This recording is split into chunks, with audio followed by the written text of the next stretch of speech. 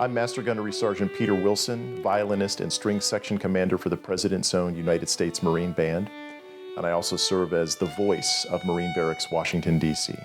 Out of college, the first job I got was concertmaster of the Walt Disney World Orchestra down in Florida.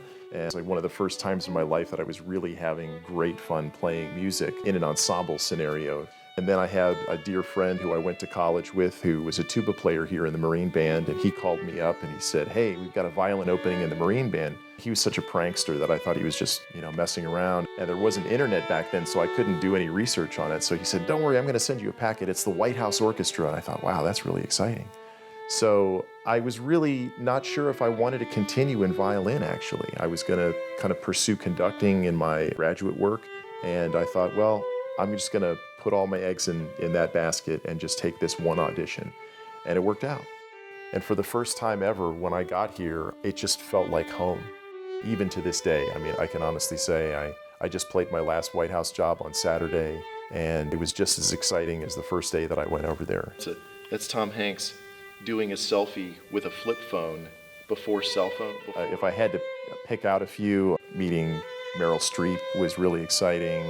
Getting to chat with her down in the diplomatic reception room, which is where President Franklin Roosevelt did the fireside chat. So right off the bat, there's already history on top of history on top of you're talking to a celebrity that's an icon, right? That's exciting.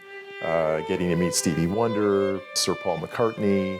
So, the list goes on.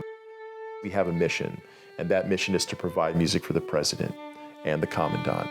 But we also have a deeper mission, which is to, preserve and protect these American musical traditions, whether they be jazz or rock. These are elements that have started in this country, and we need to celebrate those as Marine bandsmen.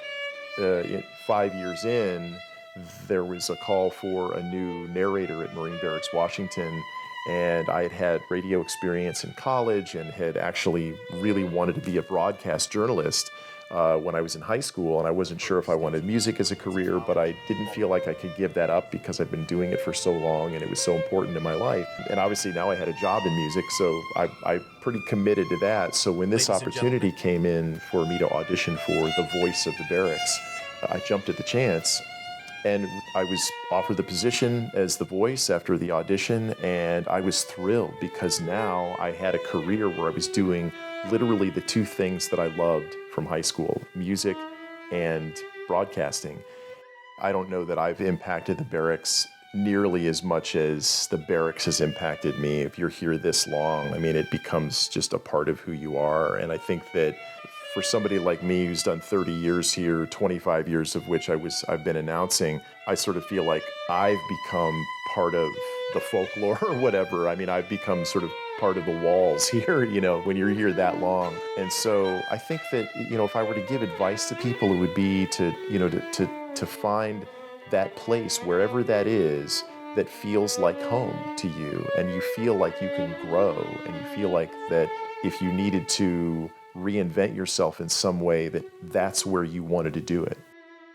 I joined the Marine Band in September 1990, and I'm about to retire after 30 years of service as a violinist of the President's Own.